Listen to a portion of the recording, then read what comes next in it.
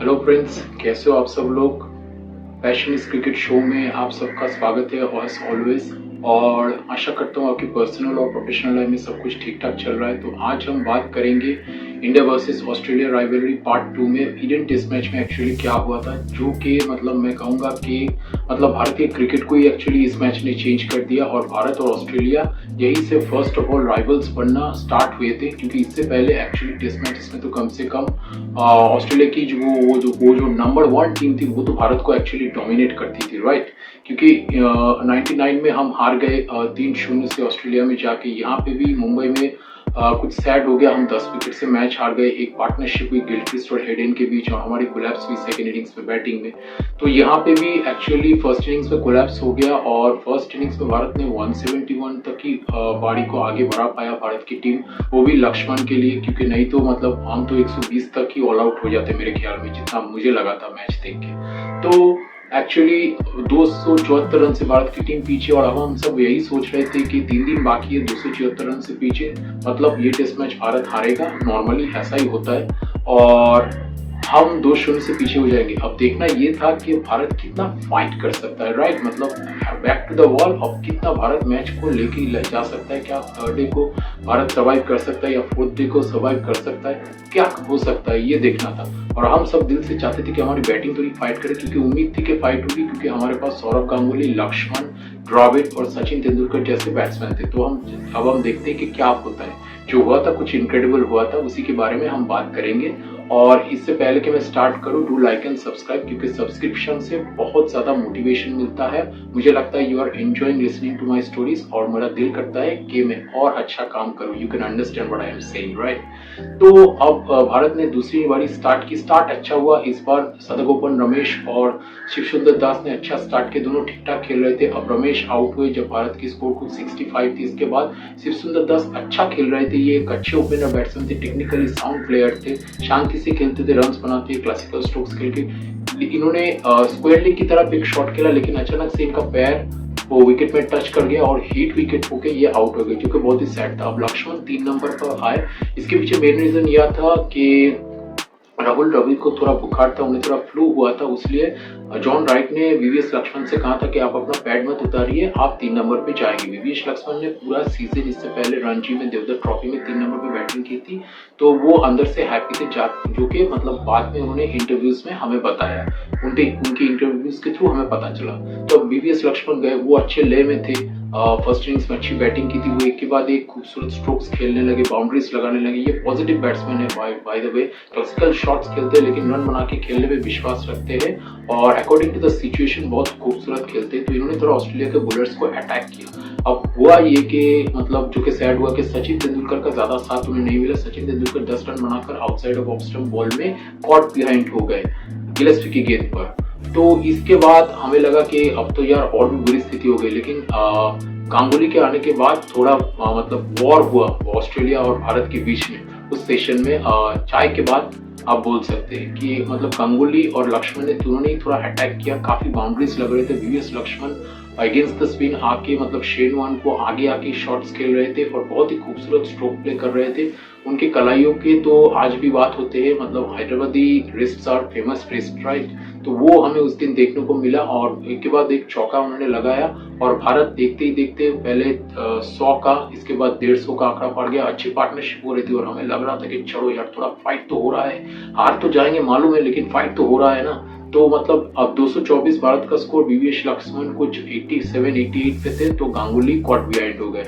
अब हम थोड़ा फिर से सैड हो गए। अब लोकल बॉय गांगुली ईडन में वो कॉट बिहाइंड हो गए 42 रन के लिए, अपना 50 नहीं पूरा कर पाए, लेकिन उन्होंने बैटिंग अच्छी की, एक प्लेटफॉर्म तो दिया एक फाइट के लिए। अब हमें देखना था कि लास्ट बैटिंग पे राहुल द्रविड़ 6 पे और वो भी बुखार के साथ बैटिंग करने आ रहा है, लेकिन बहुत डिटरमाइंड प्लेयर थे। तो आज के इस दिन का अंत हो गया, मतलब थर्ड डे का, और भारत ने 254 बना लिए। तो हम सब बहुत खुश थे, चलो यार फाइट तो हुआ, हमारे बैट्समैन ने कुछ तो फाइट दिखाया। लक्ष्मण ने एक शानदार शतक किया, वो 109 नॉट आउट थे। तो हमें लगा कि चलो यार कुछ रन्स और बनेंगे, भारत शायद 350-400 तक जाए, ये पार्टनरशिप थोड़ा अगर आगे लेके जाए तो। और मतलब इनिंग्स डिफीट नहीं होगी, हार जाएंगे कल तो हम हारेंगे ही, लेकिन इनिंग्स डिफीट नहीं होगी। लेकिन इसके बाद ये कल जो था वो एक बहुत ही सुनहरा कल था, और ऐसा कल फिर से कभी नहीं आया हमारी जिंदगी में। तो मेरा सेकेंड पेपर का एग्जाम था, मैं स्कूल चला गया और हुआ ये थोड़ा बहुत स्टार्टिंग देख के गया। वीवीएस लक्ष्मण काफी मतलब, अब इस सिचुएशन पे आप क्या करते हो, बहुत संभाल के आप खेलते हो, राइट, क्योंकि एक ही विकेट का सवाल है और मैच खत्म। बाकी तो खेल हमारी लंबी थी और 9 मुंगिया से ज्यादा तो उम्मीद आप नहीं कर सकते।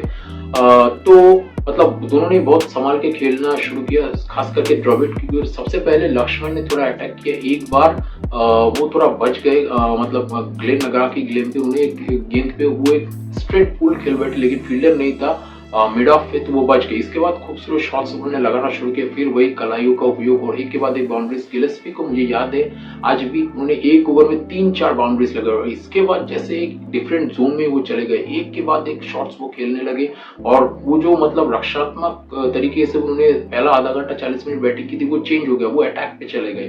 अब भारत ने 20 रन की दूरी थी, मतलब वो तो तय कर लिया, अब भारत लीड में चला गया। अब हम सोच रहे थे अंदर ही अंदर, मतलब स्कूल में खबड़ी आ रही थी थोड़ी बहुत, हम एग्जाम देते देते उधर तो फोकस रहता ही है क्रिकेट में उन दिनों में।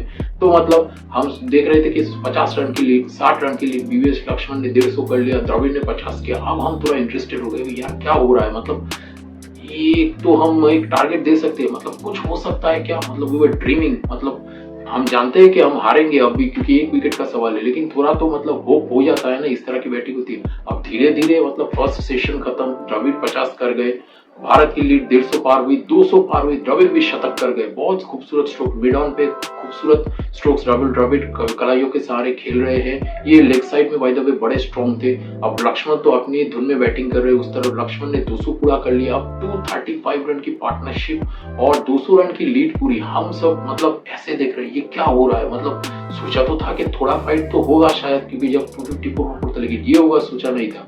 अब लक्ष्मण ने 200 पूरा किया, 250 पूरा किया, और उसके बाद द्रविड़ ने शतक किया। अब दिन के एंड तक विकेट ही नहीं गिरा। अब हम सब मतलब ये क्या हो गया, और ऑस्ट्रेलिया के फील्डर्स की भी हालत बिल्कुल ऐसी, हमसे भी खराब, ये क्या हो गया।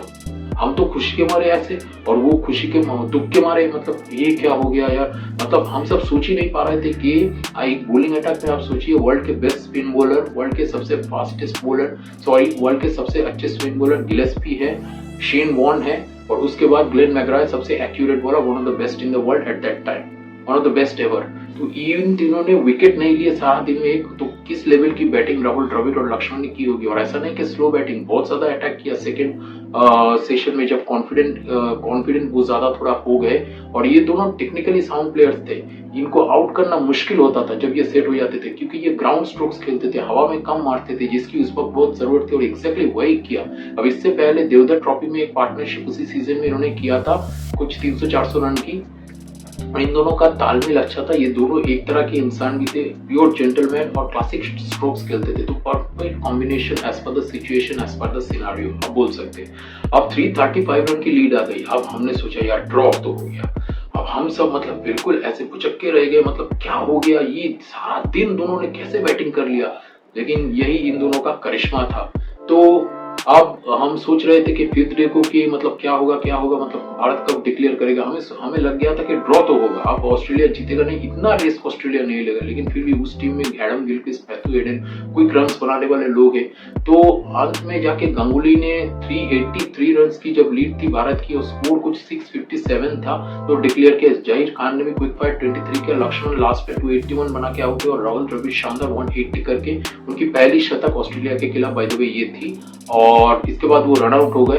तो भारत ने 384 का टारगेट दिया। अब दूसरे सेशन से थोड़ा ज्यादा बाकी, तो हमने सोचा कि ड्रॉ, ठीक है चलो मैच ड्रॉ कर लिया, it was equal to a win. लेकिन इसके बाद और एक करिश्मा हुआ, और वो करिश्मा ये हुआ कि भारत मैच जीत गई।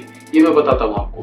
60 रन बिना विकेट के ठीक ठाक, स्लेटर आउट हुआ। इसके बाद जस्टिन लंगन ने कुछ बड़े शॉट्स खेले, शॉट फाइन लेग में, इसके बाद स्विप मारने गए, कैच आउट हो गए, तब भी ठीक ठाक चल रहा था। हेडन ने 50 पूरा किया। मार्क और राजू की अंदर आती हुई गेम पर एलबीडब्ल्यू हो गए, 3 विकेट।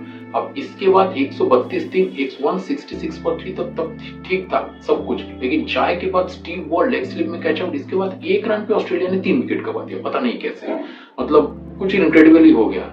लेग साइड में वो आउट हुए। रिकी पॉन्टिंग का उनका सबसे वर्स्ट टूर जिंदगी का, बहुत शॉर्ट लेग में फिर से कैच आउट हो गए। इसके बाद एडम गिलक्रिस्ट आते ही पहली बॉल पे आउट हो गए, मतलब एलबीडब्ल्यू। अब जब एडम गिलक्रिस्ट आउट हुए तब लगा 6 विकेट। अब मतलब एक ही फ्रंटलाइन बैट्समैन बचे हुए, मैथ्यू हेडन। नेक्स्ट ओवर में सचिन तेंदुलकर ने उस दिन 3 विकेट लिए यार। मतलब एक ओवर में उन्होंने जेसन गिलेस्पी को, सॉरी एडम गिलक्रिस्ट को एलबीडब्ल्यू किया, उसके बाद हेडन को एलबीडब्ल्यू किया। अब जब हेडन एलबीडब्ल्यू हुए 173 पर 7 हो गए, तब हमें लगा ये कुछ करिश्मा आज होगा।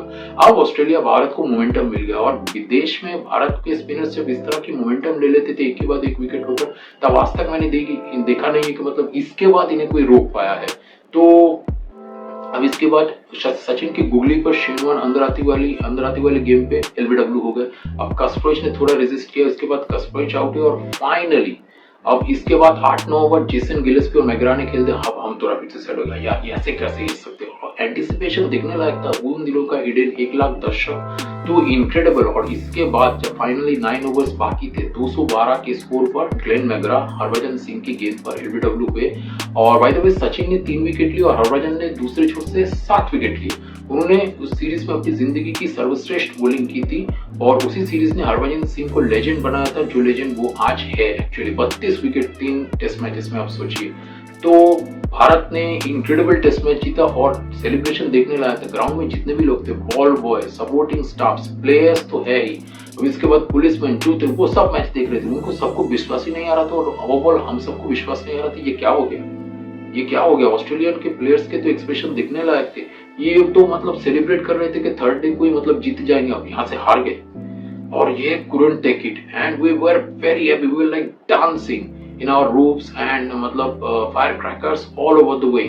मतलब रास्ते में लोग निकल गए भारत के फ्लैग्स लेकर, और incredible victory.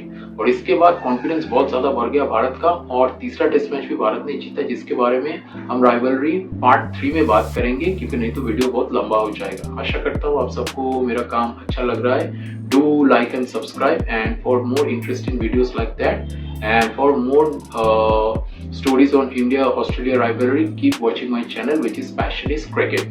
Thanks for watching, and lead a great life and lead a passionate life. Thank you.